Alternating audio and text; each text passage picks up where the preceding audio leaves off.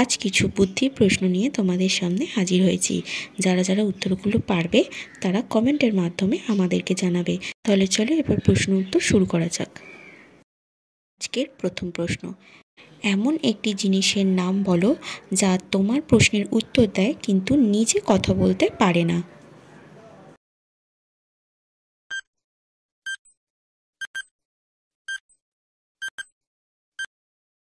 চলো এবার উত্তরটা জানা যাক। উত্তরটা হলো বই, যা সকলের প্রশ্নের উত্তর দেয় কিন্তু নিজে কথা বলতে পারে না।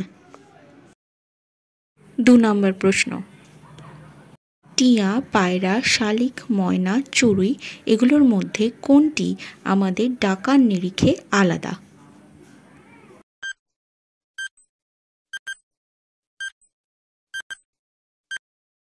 চলুন এবার তাহলে উত্তরটা জানা যাক। উত্তরটা হলো পায়রা।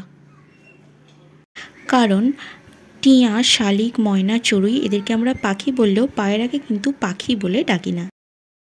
3 নম্বর প্রশ্ন, এমন কোন জিনিস আছে যা সব সময় আমাদের সাথে থাকে কিন্তু আমরা তাকে দেখতে পাই না?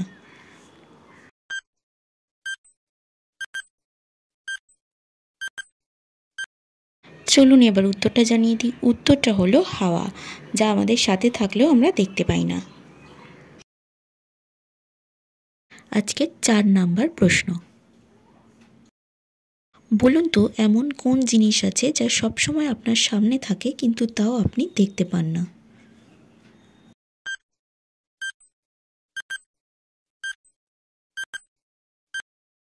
অনেকেই উত্তরটা জানতে চাইছেন, তাহলে চলুন উত্তরটা জানিয়ে দিই। উত্তরটা হবে ভবিষ্যৎ, সামনে থাকলেও আমরা দেখতে পাই না। 5 নম্বর প্রশ্ন, বলুন তো দেখি এমন কোন জিনিস আছে যা সারাদিন উপরে ওঠে আবার সারাদিন নিচে নামে?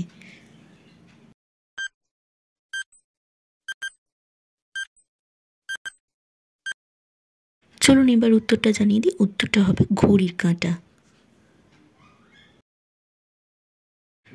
6 নম্বর প্রশ্ন, 4 অক্ষরের একটি বাংলা শব্দ যার প্রথম অক্ষর বাদ দিলে একটি ইংরাজি শব্দ হয় যেটির অর্থ বাংলা শব্দটি।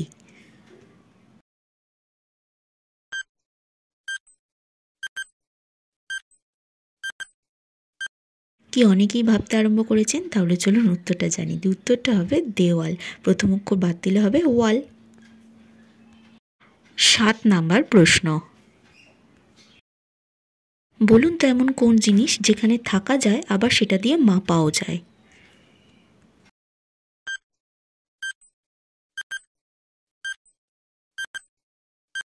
উত্তরটা হবে গ্রাম, যেখানে থাকাও যায় আবার গ্রাম হিসাবে মাপাও যায়।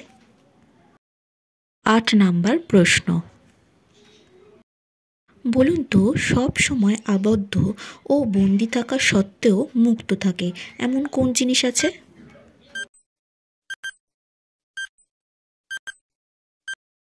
চলুন উত্তরটা জানিয়ে দিই। উত্তরটা হবে মুক্ত। মুক্ত আবদ্ধ বন্দি থাকলেও সে মুক্ত। 9 নম্বর প্রশ্ন, বলুন তো এমন কোন জিনিস আছে যা আপনি যত বেশি নেন ততই ছেড়ে দেন? কি হবে উত্তরটা?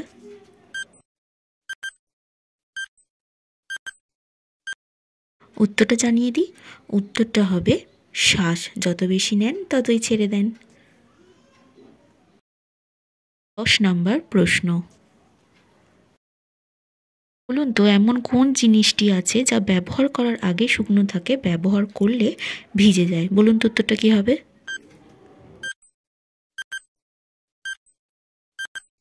চলুন এবার উত্তরটা জানিয়ে দিই। উত্তরটা হবে তোয়ালে, ব্যবহার করার আগে শুকনো থাকে, ব্যবহার করলে সেটি ভিজে যায়। ভিডিওটি দেখার জন্য অনেক অনেক ধন্যবাদ। দেখা হচ্ছে আবার অন্য একটি ভিডিওতে। ভালো থাকবেন, সুস্থ থাকবেন।